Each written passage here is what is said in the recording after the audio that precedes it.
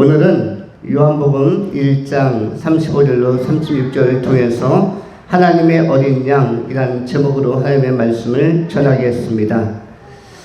오늘 본문 말씀은 요한복음 1장 35절 36절은 이렇게 기록이 되어져 있습니다. 또 이튿날 요한이 자기 제자 중 두 사람과 함께 섰다가 예수께서 거니심을 보고 말하되 보라 하나님의 어린 양이로다. 오늘 본문 말씀 36절에는 예수께서 거니심을 보고 라고 되어져 있는데, 예수님께서 공생의 사역에 처음으로 공식적으로 등장하는 모습이 요한복음에서는 기록되고 있습니다. 물론 다른 복음서에서는 예수님께서 광야에서 40일간 금식하며 기도하며 또 말씀으로 사단의 공격을 이겨내고 영적 준비를 마치고 공생의 시작을 알리는 본문들이 마태복음 4장에도 나와 있고 기록되어져 있지만, 요한복음은 특성상 예수께서 하나님이신 것을 강조하기 위하여 쓰여진 복음서이기 때문에 이 요한복음에는 마가, 마태, 누가에 나오는 족보도 나오지 않고 사단에게 시험을 받을 수 없는 존재로서의 하나님의 본질을 알려주기 위하여 시험 받는 장면도 없고, 그리고 이러한 인간적인 모든 인성에 관한 것들을 생략하고 바로 태초에 말씀이 계시니라, 이 말씀이 하나님과 함께 계셨으니 이 말씀은 곧 하나님이시니라. 그래서 요한복음은 그 차원을 달리하는 마태, 마가, 누가에 나타나는 상징들이 전부 지상적인 유비, 비유의 도구들을 써서, 예를 들어서 마가복음에서는 송아지로 비교한다든지, 마태에서는 왕권을 상징하는 사자로 비유한다든지, 또 누가복음에서는 인간의 모습으로 비유한다든지, 이런 것들이 요한계시록 4장에 비유적으로 나와 있는데, 요한복음은 독수리로서 상징되는, 독수리는 뭐죠? 사자나 송아지나 인간은 지상에서 부지런히 움직이는 존재이지만 인성을 강조하는 것들이죠, 이 세 개의 복음서들은. 그런데 요한복음은 독수리처럼 비상하는, 천상에서 창공을 헐헐 나르면서 신적 존재로서, 신적 메시아로서 활동하는 그리스도를 나타내기 위하여 요한계시록에서도 독수리로서 하나님의 보좌 앞에 있는 천사의 이미지로 이렇게 네 가지 상징으로 나타내고 있습니다. 요한복음은 그래서 족보가 나오지 않고 여기에는 사단에게 시험받은 기사라든지 이런 것들이 전부 생략되고 바로 본질적으로 태초의 말씀으로 선지하시고 계셨던 예수 그리스도는 하나님이시다, 이거를 설명하려고 쓴 것입니다. 그래서 여러 복음서 중에서, 사복음서 중에서 요한복음은 제일 늦게 쓰여지는 것이죠. 어디에서 쓰여졌다고 하죠? 반모섬에서 요한이 유배 당할 때에, 바로 다른 서신서보다 5, 60년 후에 맨 끝에 요한의 나이 95세에 쓰여지는 책이 요한복음이고, 그 이후에 또 쓰여지는 책이 요한계시록입니다. 그래서 요한복음에 대한 이해는 요한계시록에 나오는 말씀들과 연계해서 우리가 읽으면 좋고, 그 이외에도 요한 1, 2, 3서가 같은 맥락에서 예수 그리스도의 신성에 대한 하나님의 본질에 대해서 잘 다루어주고 있습니다. 오늘 본문에서는 특별히 하나님의 어린 양이라는 표현이 나오고 있습니다. 그리고 본문 말씀 앞에 29절에도 같은 동일한 언어가 나오는데, 이튿날 요한이 예수께서 자기에게 나아오심을 보고 이르되 보라 세상 죄를 지고 가는 하나님의 어린 양이로다. 세상 죄를 지고 가는 하나님의 어린 양이로다. 우리가 복음을 이해할 때 굉장히 어려운 것은 하나님만 믿으라라고 되어져 있지 않고 회개하라, 천국이 가까웠느니라, 회개를 먼저 촉구하고 천국 이야기를 하며, 또 오늘 본문에서도 하나님의 어린 양이라고만 표현하지 않고 세상 죄를 지고 가는 하나님의 어린 양이로다라는 전제가 붙어있기 때문에 복음을 이해하기가 어렵고 하나님을 믿기가 어려운 것입니다. 다른 종교나 다른 철학이나 다른 사상들은 죄 개념이라든지 이렇게 회개 개념이 나오지 않습니다. 타 종교에서는 반성이나 성찰, 비움이라는 단어는 나오지만 회개나 죄 개념을 제시하지 않고 그냥 열심히 나오시면 됩니다. 이렇게 소개하니까 믿기가 쉽습니다. 그런데 복음이라는 것은 깨닫기가 어려운 게 하나님을 믿으라라고 하기 이전에 회개하라를 먼저 외치고 그 다음에 죄의 개념을 먼저 설명하고 있기 때문입니다. 본문에 나오는 하나님의 어린 양이라는 단어는 헬라어로는 호암노스 투 데우라고 합니다. 호암노스 투 데우. 데우 하면은 하나님입니다. 하나님. 그래서 데우스라고도 하죠. 이것은 헬라어로 데우는 하나님이란 뜻이고요. 사도행전 1장에서도 누가가 사도행전 쓰면서 똑같은 형태로서 수신자에 대해서 밝혀주고 있습니다. 누가복음 1장과 사도행전 1장에는 이렇게 본문이 시작합니다. 데오필로여, 데오필로여. 내가 먼저 쓴 글에는 무릇 예수께서 행하시며 가르치기를 시작하신부터 그가 택하신 사도들에게 성령으로 명하시고 승천하신 날까지 이를 기록하였노라. 데오필로여라고 되어 있죠. 여기서 뭐가 나오죠? 데오가 나오고 있습니다. 누가복음 1장도 똑같이 뭐라고 기록을 합니까? 데오필로여. 이게 누가복음 1장에도 나오고 사도행전 1장에도 데오필로라는 단어가 나오고 있습니다. 잘 아시는 것처럼 누가복음은 1편과 2편이 있죠. 누가복음 1편이 뭐예요? 그야말로 누가복음. 2편이 뭡니까? 사도행전이 누가복음 2편이에요. 그래서 한 저자가 누가 썼죠? 누가가 썼죠. 누가 썼습니까? 누가복음을 누가 썼죠? 누가가. 사도행전을 누가 썼죠? 누가가. 그래서 문장의 서문이 똑같이 시작합니다. 뭘로 시작해요? 데오빌로요. 데오빌로가 누가복음에도 나오고 사도행전에도 나옵니다. 여기서 데오라는 단어가 나오죠. 빌로라는 단어는 뭐냐면 필레오라는 단어, 사랑받는 존재. 사랑받는 존재. 요한은 자신이 사랑받는다는 느낌을 그러한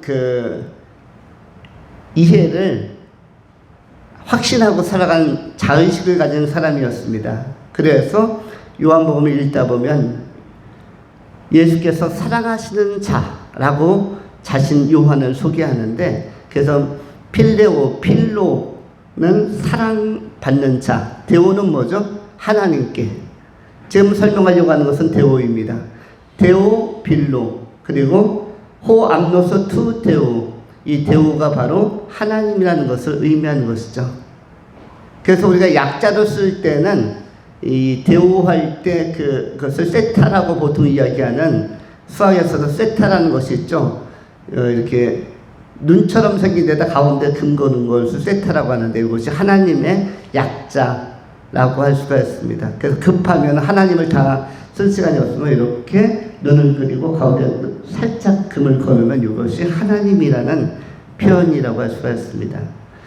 데오는 바로 무엇이다? 하나님이시다. 호암노스 투 데오, 하나님의 어린 양이라는 뜻입니다. 그리고 29절에 나오는 말씀에는 세상 죄를 지고 가는 이란 단어가 있죠. 세상의 죄를 지고 가는 이란 단어는 우리가 한번 수요일을 통해서 다루었습니다만, 이것은 헬라어로 아이로라는 단어입니다. 아이로. 아이로, 아이들 할 때 아이로.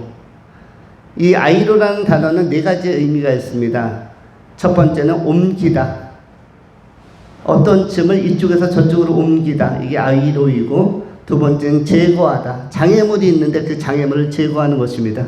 우리가 고속도로를 뚫고 단거리에 저 태백산맥 또 설악산 넘어서 동해바다까지 3시간 만에 2시간 반 만에 가고 싶은데 그 산맥이 너무 험준 산맥이라서 5시간 7시간 걸리는 것을 뚫기 위해서 터널 작업을 하는데 거기에서 제거하는 것, 장애물을 제거하고 바위돌을 제거하고 흙덩어리를 제거하고 뚫어버리는 그것을 갖다가 아이로 오늘 본문에 나오는 지고 가는 이라는 단어에 나오는 것입니다. 그래서 옮기다, 제거하다, 그리고 운반하다.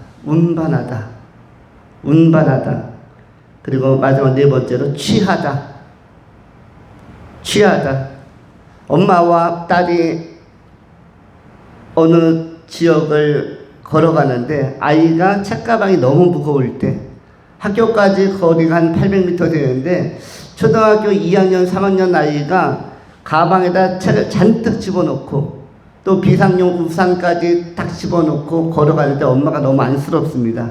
엄마도 건강 삼아 아이랑 같이 학교를 발다치고 출근하려고 같이 걸어가는데 아이가 한 300m 걷더니 너무 힘들어하고 땀을 흘릴 때 엄마 입장에서는 아이의 책가방을 어떻게 하려고 합니까? 들어줍니다. 그래서 이렇게 취해서 나한테 줘봐. 내가 질게. 이렇게 해서 학교까지 가서 잘 다녀와 라고 인사를 하는 경우가 있죠. 이것이 취하다. 그래서 지고 가는 이란 단어는 헬라어 아이로인데 여기는 아까 말씀드린 것처럼 제거하다, 또 옮기다, 운반하다, 취하다 라는 네 가지 의미가 있습니다.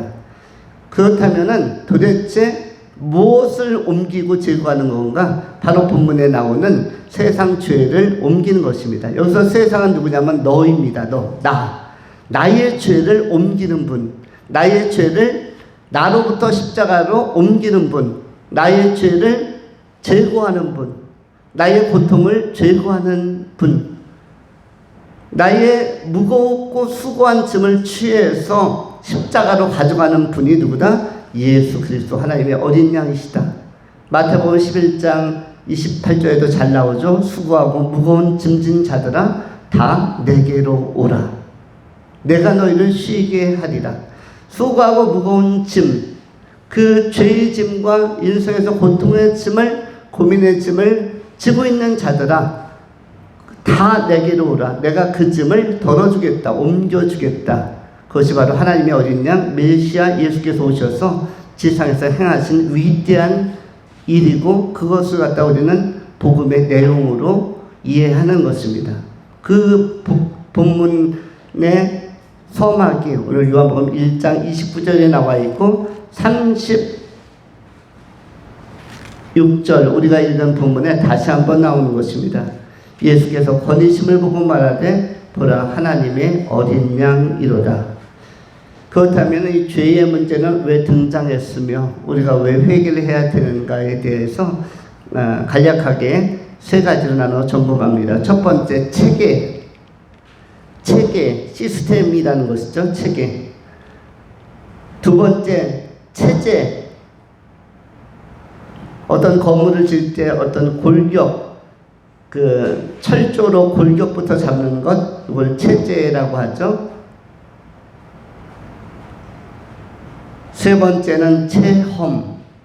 우리가 하나님의 어린 양 예수를 믿는 자로서 이 세 가지에 대한 이해, 선이해를 잘 정립하고 신앙생활을 할 필요가 있습니다. 먼저 생각하는 것은 체계입니다. 사람들은 보편적으로 여러 가지 그 세상을 보는 안목이 있는데 세계관 또 가치관에 따라서 역사관에 따라서 네 가지로 분류해서 살아갑니다. 첫 번째는 인간만 있다라고 생각하는 이른바 천상천하 유아 독존, 인간만 있다, 나만 있다, 내 존재 중심으로 살아가는 유아적 인생관이 있습니다. 유아적 인생관, 나 중심의 인간만. 그래서 그 다음에 모든 존재를 무시해버리는 오직 인간만, 이런 인본주의, 극도의 인본주의가 있고요. 두 번째는 인간과 생태계, 동물과 식물계를 인정하는 그런 문화관, 역사관이 있죠. 인간과 동물과 식물을 인정하는 것입니다. 처음에 꼬마아이들이 엄마의 태중에서 태어나면 인간만 보일 것입니다. 엄마의 품, 엄마만 보일 것인데, 그러다가 조금 있다가 동물계도 있구나. 3살, 4살 되면은 강아지도 키우다 보니까 동물이 있고 병아리가 참 귀엽구나. 이렇게 동물계, 꽃이 피는구나. 식물계를 아이가 알아갑니다. 그런데 인간, 동물계, 식물계만 생각하는 요러한 사람들도 있고, 그렇게 인생관을 형성해서 끝까지 생애를 풀어가는 사람들이 있고, 또 한 가지는 인간계와 동물계와 식물계와 그 다음에 천사계가 있다는 사실을 인지하는 사람들이 있습니다. 인간이 있고, 인간의 세계가 있고, 동물의 세계가 있고, 식물의 세계가 있으며, 그 다음에 천사들의 세계가 있고, 또 한 가지 타락한 천사들은 귀신의 세계가 있다. 이렇게 인간계, 피족의 영적인 세계인 천사와 귀신들의 세계가 활발하다. 이것을 인지하고 인정하고 살아가는 사람들이 있습니다. 여러분, 하나님의 창조 섭리 안에서 활동하는 모든 생명체들은 다 활발합니다. 보이는 것도 활발하고 보이지 않는 것도 활발합니다.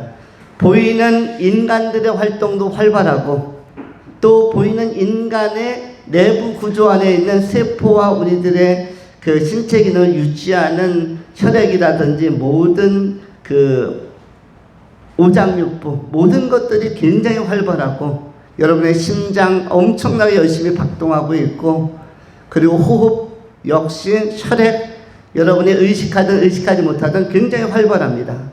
그리고 현재 70억의 인류가 전 세계에서 굉장히 역동적으로 생동적으로 활동하고 있습니다. 그런가 하면 동물은 동물대로 여러분의 세렝게티, 아마존, 크고 작은 곤충서부터 조그만 미생물서부터 동물계가 굉장히 활발하게 움직이고 있죠. 여러분의 집 안에도 굉장히 많은 생물체가 살아갑니다. 인간만 살지 않습니다.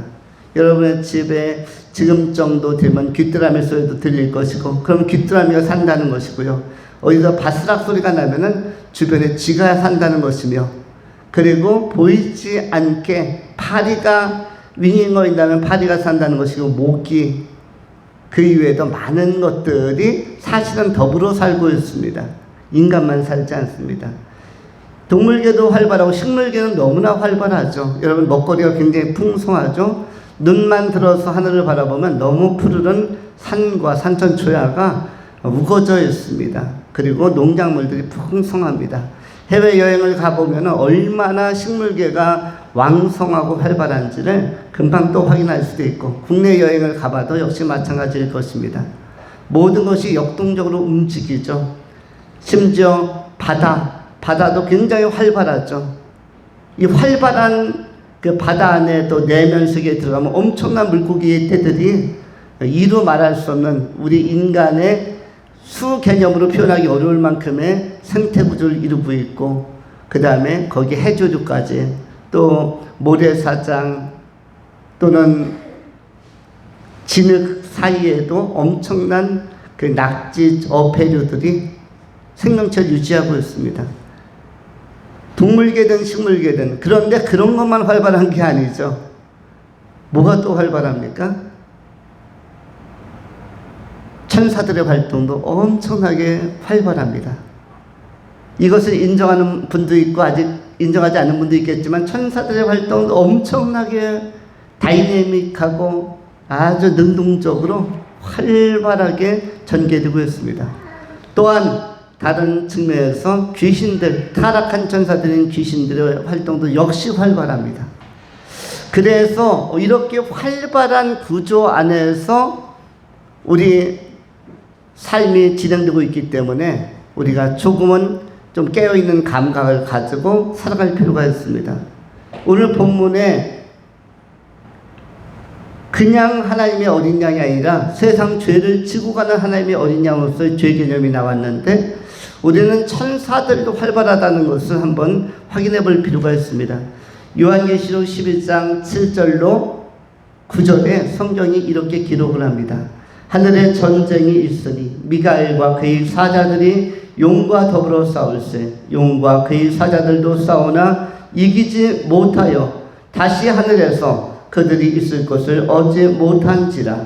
큰 용이 내어 쫓기니 이 뱀 곧 마귀라고도 하고 사단이라고도 하며 온 천하를 꾀는 자라. 그가 땅으로 내쫓기니 그의 사자들도 그와 함께 내쫓기니라. 하늘에 전쟁이 있으니, 요한계시록 12장 7절에 기록하죠. 하늘에 뭐가 있었다? 전쟁이 있었다. 큰 전쟁이 있었다. 전쟁이 있으니 미가엘과 그의 사자들이 용과 더불어 싸울세. 미가엘은 천사장을 의미하죠. 천사장, 이 천군 천사들과 더불어서 뭐가 싸우고 있습니까? 대적자 용이 더불어 싸우고 용과 그의 사자들, 용의 부하들도 싸운다라고 되어져 있습니다. 그런데 전세가 어떻게 되는 거야? 이 전쟁의 전황은 용이 견디지 못하여 이기지 못하여 다시 하늘에서 그들이 있을 곳을 얻지 못하고, 9절에 큰 용이 내어 쫓기니 옛뱀, 창세기 3장에서 아담과 하와의 사이에 침투했던 옛뱀 곧 마귀라고도 하고 사탄이라고도 하며 온 천하를 꾀고 속이는 자, 그가 땅으로 내어 쫓기니 그의 사자들 귀신들도 그와 함께 내어 쫓기니라. 이것이 요한계시록 12장 7절 9절 사이에 기록이 되어져 있습니다. 이 말은 천사들도 되게 활발하게 활동할 뿐만 아니라 그들 안에 미묘한 관계, 뭔가 큰 사건이 발생했었구나, 또 동시에 이 발생은 진행 중이구나, 이것을 우리가 좀 인지할 필요가 있습니다. 거기에서 우리의 성도의 기도 생활, 또 심지어는 영적 전투에 이르기까지 깨어 있어야 할 필요들을 우리가 각성하게 되는 것입니다. 에베소서 6장에서 바울 사도가 한 번 더 말씀합니다. 끝으로 너희가 주 안에서와 그 힘의 능력으로 강건하여지고 마귀의 관계를 능히 대적하기 위하여 하나님의 전신갑주를 입으라. 우리의 씨름은 혈과 육을 상대하는 것이 아니요 통치자들과 권세들과 이 어둠의 세상 주관자들을, 자들과 하늘에 있는 악의 영들을 상대함이라. 에베소서 6장 10절로 12절의 말씀입니다.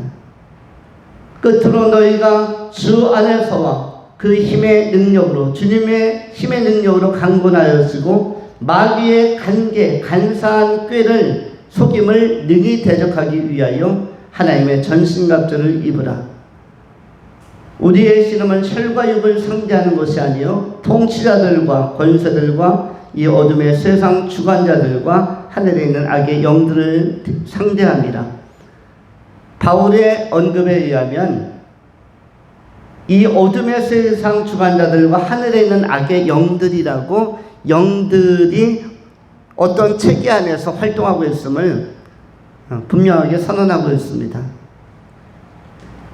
이만큼 우리는, 세상은 단순하지 않고 우리의 인생은 이렇게 담백하게만 구성되어 있지 않기 때문에, 그래서 죄의 문제가 심각하고 사단 마귀가 사람들을 속이고 또 죄를 짓게 하고 죄성을 이렇게 이끌어내기 때문에 많은 예기치 않은 범죄들도 발생하고 문제들도 세상에는 발생하는 것입니다. 그래서 항상 깨어서 우리가 기도하고, 데살로니가전서 5장 16절로 18절에 기록된 것처럼 항상 깨어서 기도하고, 항상 기도하고, 범사에 감사하고, 항상 기뻐하고, 여기에 대해서 이것을 무엇이라고 표현하죠? 그리스도 예수 안에 있는 너희를 향한 하나님의 뜻이니라. 하나님의 뜻이라고 명시되어 있는 본문은 데살로니가전서 5장 16절로 18절밖에 없습니다. 다른 데서는 하나님의 뜻이라고 이야기하지 않습니다. 많은 성도들이 하나님의 뜻이라는 용어를 씁니다. 하나님의 뜻대로 되기를 바란다. 하나님의 뜻이 이루어졌으면, 하나님의 뜻을 알 수만 있다면 이라고 이야기를 하지만 그런데 성경이 제시하고 있는, 성경이 명시적으로 기록하고 있는 하나님의 뜻은 한 군데밖에 나오지 않습니다. 그것이 바로 데살로니가전서 5장 16절로 18절의 말씀이죠. 항상 기뻐하라, 쉬지 말고 기도하라, 범사에 감사하라. 이것이 그리스도 예수 안에서 너희를 향하신 하나님의 뜻이니라. 하나님의 뜻이니라. 그리스도 예수 안에서 너희를 향하신, 나를 향하신 하나님의 뜻은 딱 한 군데만 나오는데 바로 이 본문입니다. 항상 기뻐하라, 쉬지 말고 기도하라, 범사에 감사하라. 이것이 그리스도 예수 안에서 너희를 향하신 하나님의 뜻이니라. 이 본문에서 항상 기뻐하는 것, 감사하는 것이 우리가 영적으로 균형을 잡을 수 있는 굉장히 좋은 자세이고, 기도하는 것은 그것의 핵심이라고 할 수가 있습니다. 우리가 일이 잘 되든 안 되든, 일이 형통하든 잘 막히든,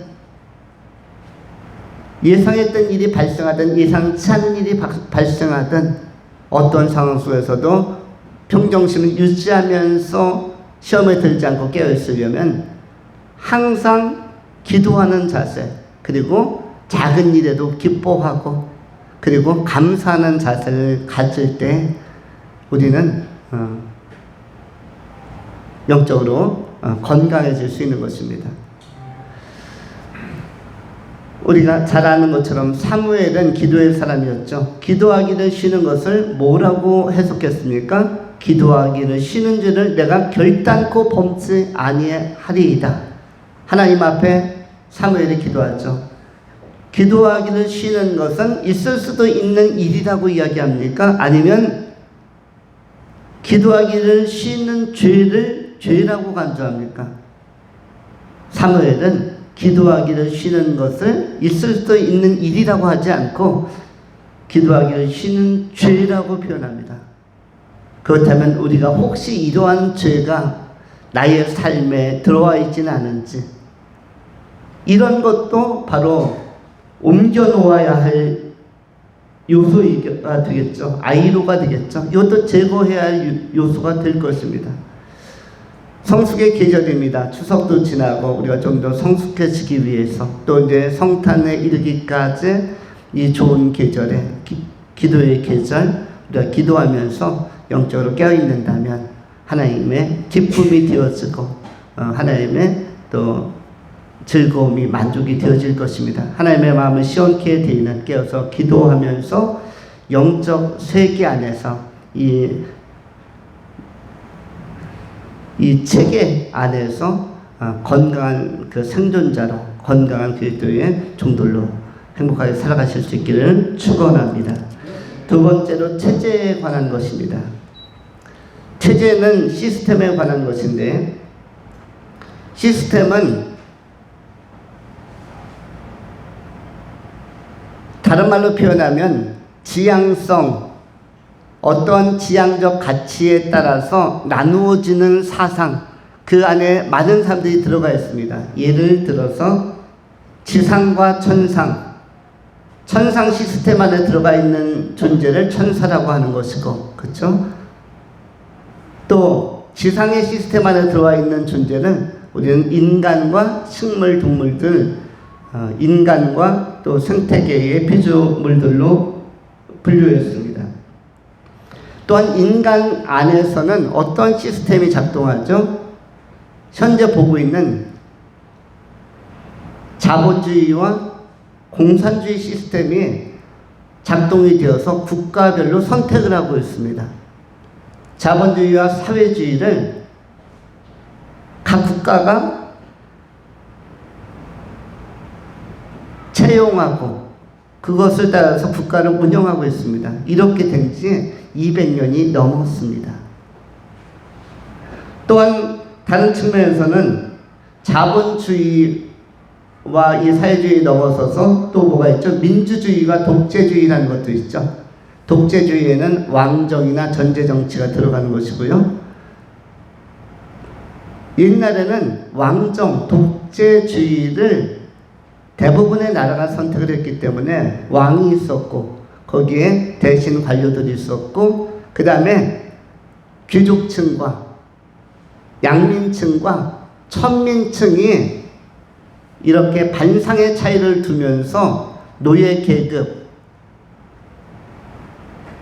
또 평범한 서민들, 양민들, 그 다음에 귀족층으로 전 세계가 그 시스템을 유지했습니다. 대한민국 고려시대, 삼국시대, 조선시대뿐만 아니라 로마도 마찬가지였고 이집트도 마찬가지였습니다. 여러분, 로마는 세계 최대의 황금기를 구성한 대국가였는데, 그런데 이 로마는 무엇을 토대로 조그만 나라가 그렇게 발전했죠? 원래 로마는 큰 나라였습니까? 작은 나라였습니까? 이탈리아라는 나라 자체가 세계에서 커요, 작아요?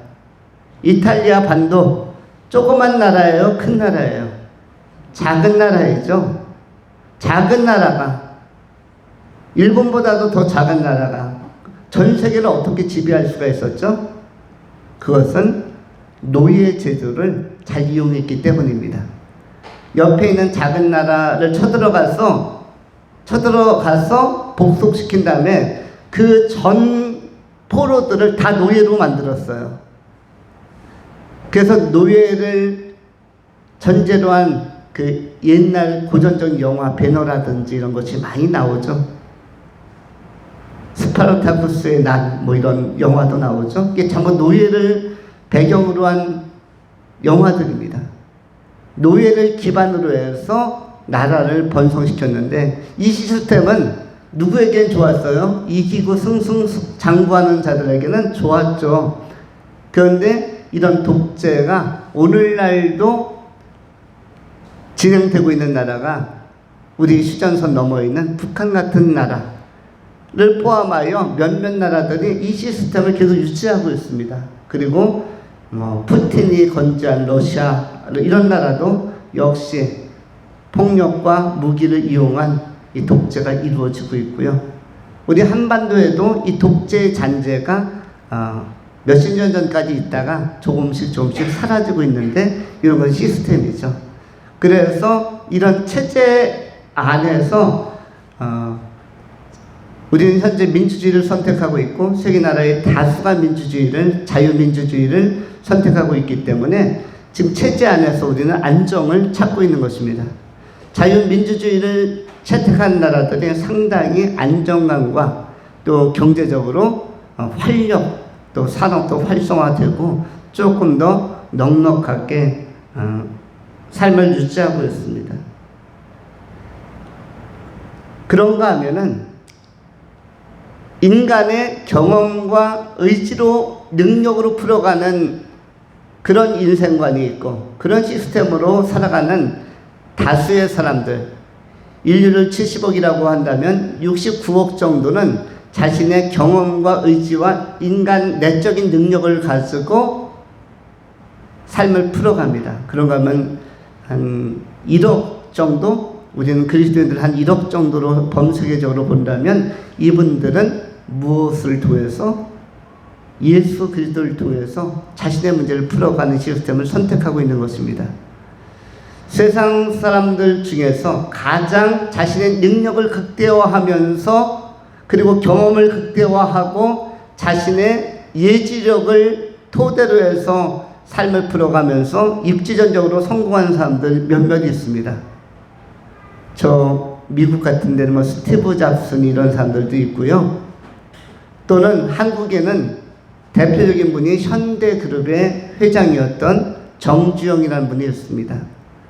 정주영이라는 회장, 이분은 여러 가지 신화적인 그 사건들과 자신의 그 거의 신드롬을 일으킬 만큼 모범을 보이는 사람, 모범이라기보다는 어떤 모델이 된 사람인데, 두세 가지 이야기가 있죠.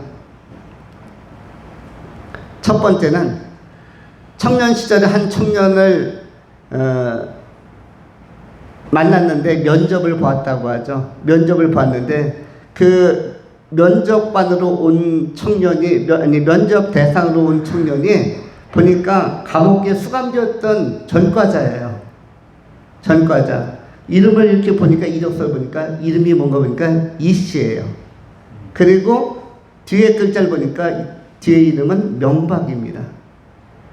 이명박이라는 눈 조그만 청년이 면접을 보러 왔는데 이 청년이 보니까 전과자예요. 운동권이었던 거예요. 데모 많이 하고.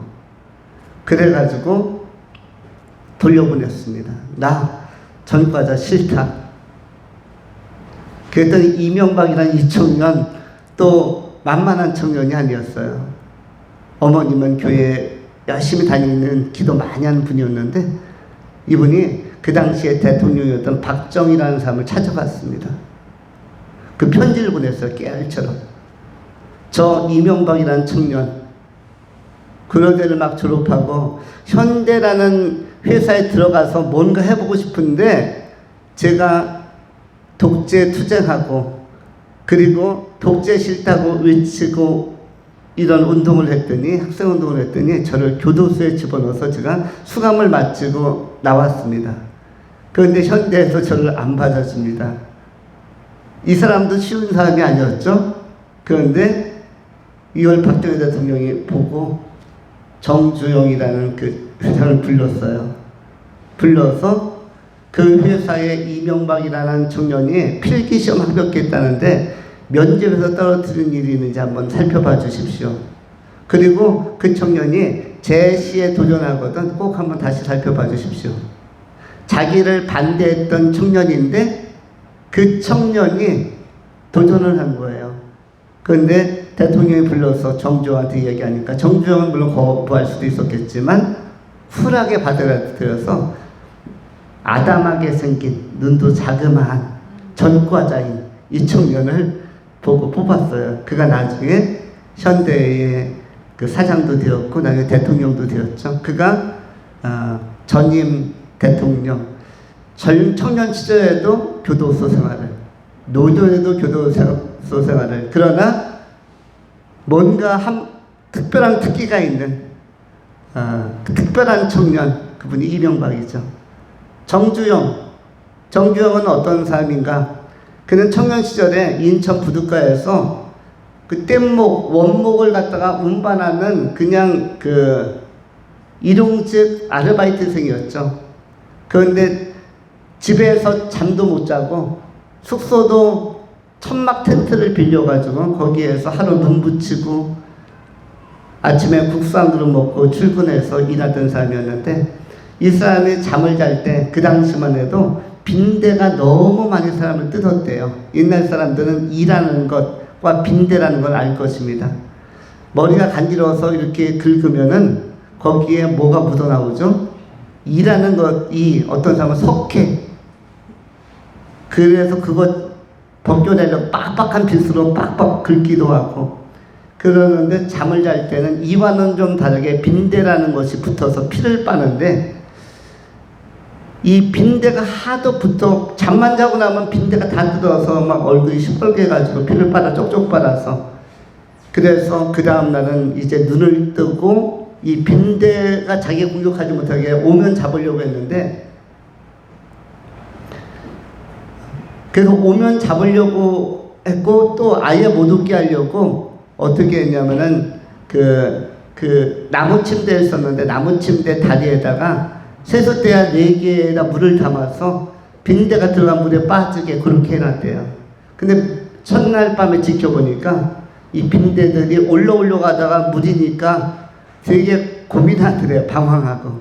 빈대의 IQ는 얼마가 되는지 모르겠습니다. 강아지의 IQ를 50, 60으로 보면 빈대의 IQ는 5 정도 되는지 모르겠어요.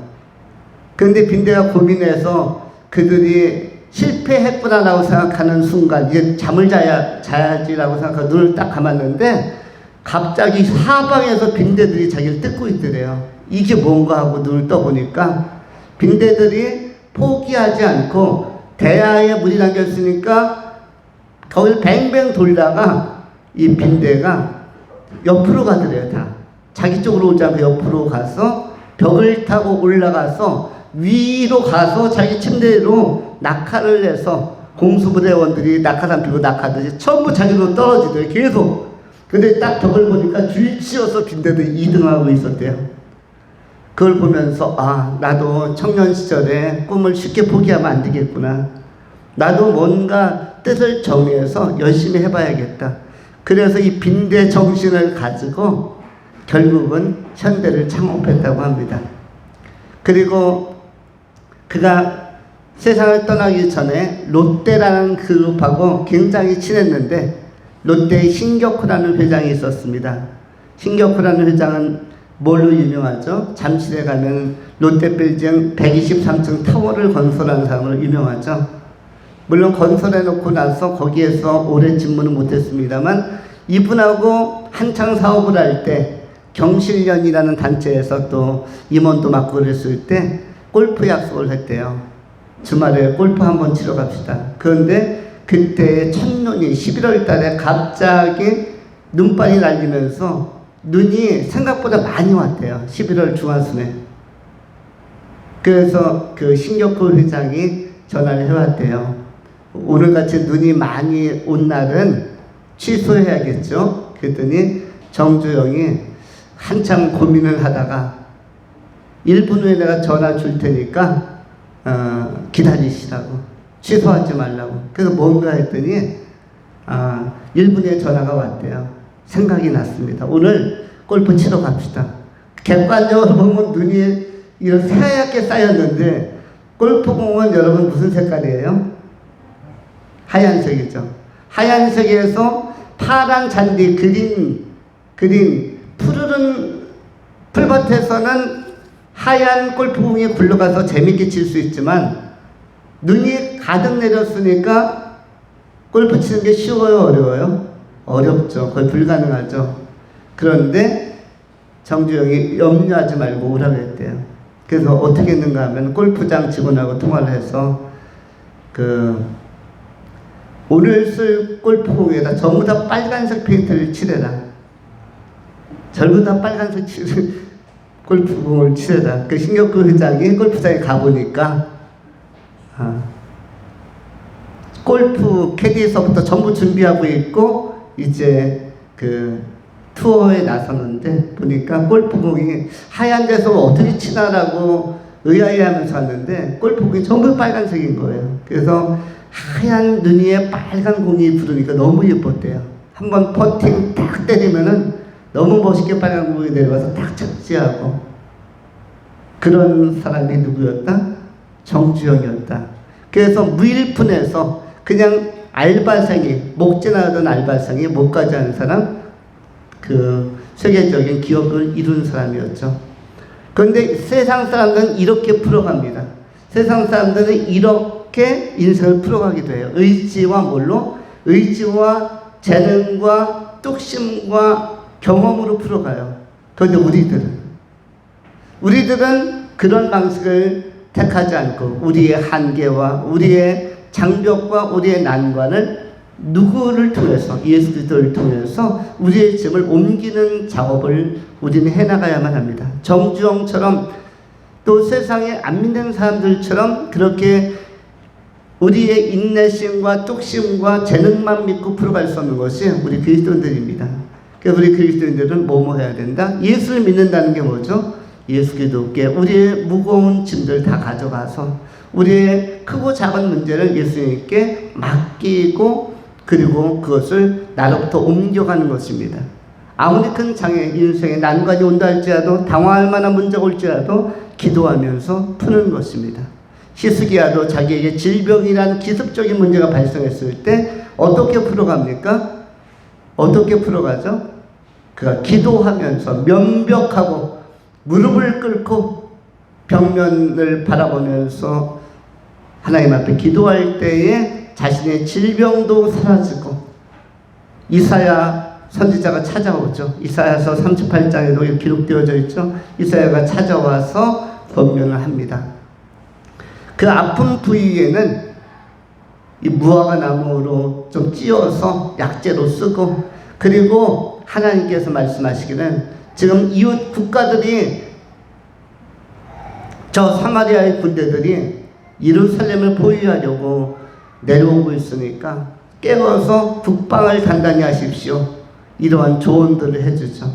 그래서 다시 한번 히스기야가 위대한 성군으로서 그 유대 땅 가운데서 통치해 갈 수 있도록 이런 계기가 마련되는데, 뭐 하다가 이런 계기가 마련되었습니까? 기도하다가, 면복하여 기도하다가 자신의 질병의 문제도 해결하고 국가적인 위기도 불안정도 또 잘 처리해 나가고 해소한 것을 보게 되었습니다. 우리는 복잡한 사회 속에서 우리의 경쟁력은 무엇이다? 기도하는 것이다. 기도는 하나님과의 대화인데 소소한 것도 나누고 중요한 것도 나누는 것입니다. 친한 친구랑은 작은 것도 이야기하죠. 여성들은 친정 어머님을 만나면 또 옛날 친구를 만나면 시시콜콜한 이야기까지 다 합니다. 그렇죠? 중요한 것만, 핵심적인 것만 이야기를 안 해요. 남성들은 어떻게 하죠? 남성들은 핵심만 이야기합니다. 남성은 핵심만 이야기하고 시시한 거 자꾸 반복해서 이야기하면 남자들은 화를 내거나 짜증을 내거나 그 다음부터 대화 안 하려고 합니다. 근데 여성들은 어떻게 하죠?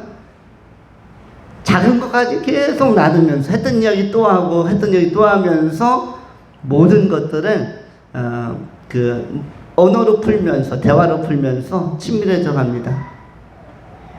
그래서 남자들이 친해지는 속도보다 여성들이 친해지는 속도가 빠른데, 그것은 뭐냐면 작은 것을 나누기 때문이죠. 하나님과의 친밀감도 마찬가지입니다. 하나님과의 친밀감도 누가 하나님과 친한가 하면 기도하는 사람이 친한 것이에요. 급할 때만 기도, 사건 터졌을 때만 기도하는 게 아니라 작은 일에도 기도, 범사에도 기도, 기도로 풀어가는 사람들이 하나님과의 친밀감을 유지할 수가 있는 것입니다. 모세가 이런 사람이었고, 사무엘이 이런 사람이었고, 여호수아가 이런 사람들이었으며, 다윗이 이런 사람이었고, 바울이, 요한이 이런 사람이었습니다. 오늘날 우리들도 그 믿음의 선배들의 반열에 서야 될 것입니다. 우리도 큰 문제도 하나님께 기도하고, 작은 문제도 예수 그리스도를 통해서 하나님 앞에 아뢰므로 말미암아 우리의 문제를 시원하게 풀어가는 멋진 신앙적 체제, 기도하는 영성의 사람들로 남은 생애를 지혜롭게 풀어가는 승리자들이 다 될 수 있기를 축원합니다. 마지막으로 체험에 관한 것입니다.